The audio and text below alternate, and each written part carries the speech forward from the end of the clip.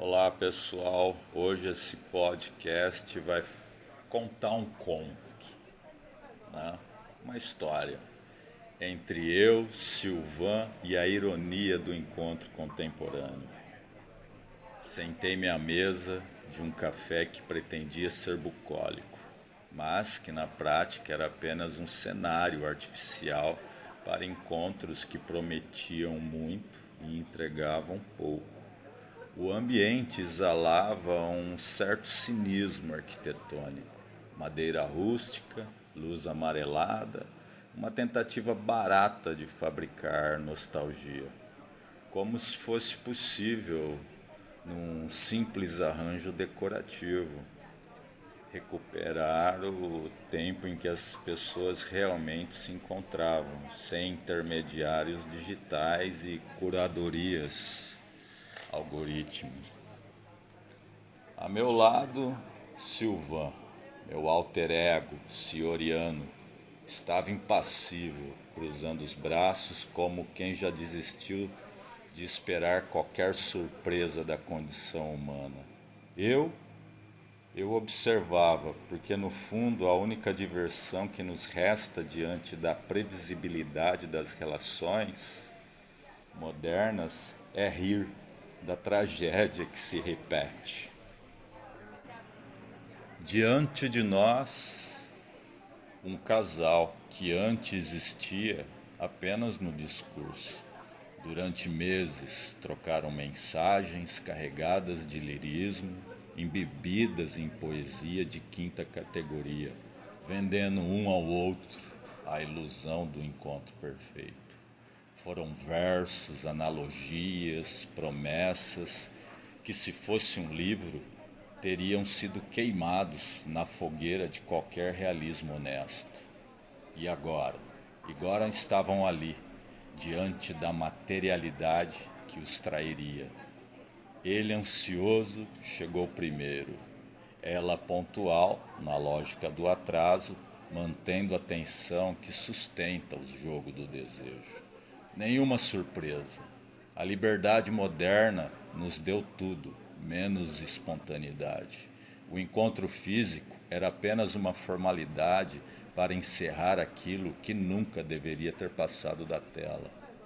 Observem bem, murmurou Silvan, com o tom de quem já viu esse filme vezes demais. O que foi dito antes não tem mais relevância. O discurso morre na primeira interação com a carne. E foi exatamente isso que aconteceu. O primeiro olhar, que deveria confirmar tudo que foi idealizado, não encontrou reciprocidade. Encontrou desconforto, um erro de cálculo, um descompasso entre a promessa e a realidade. Ele vestia como um desleixado autêntico, talvez uma tentativa de vender como um espírito livre, desapegado das convenções sociais. Ela, impecável, uma prova viva de que a ética ainda é mais poderosa das ideologias. Foi ali, num instante milimétrico, que tudo desmoronou. O olhar dela, que poucos saberiam interpretar, disse tudo. Repulsa. Uma repulsa controlada, educada, mas definitiva. Ela se permitiu o luxo de não verbalizar nada. Não era necessário.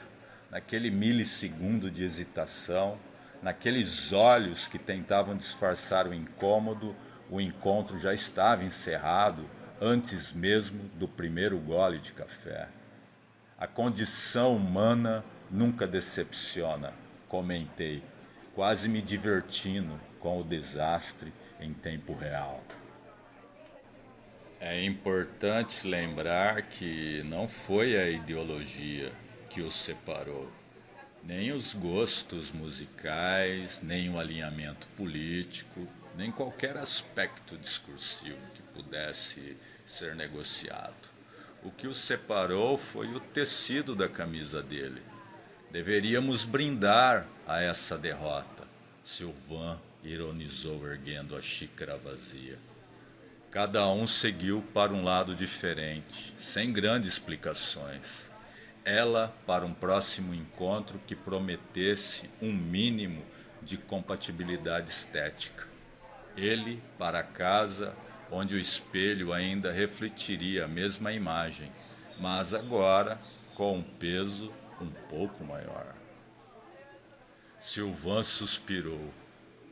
Mais uma vitória da desilusão. Paguei a conta, o espetáculo acabou. Mais perto da ignorância.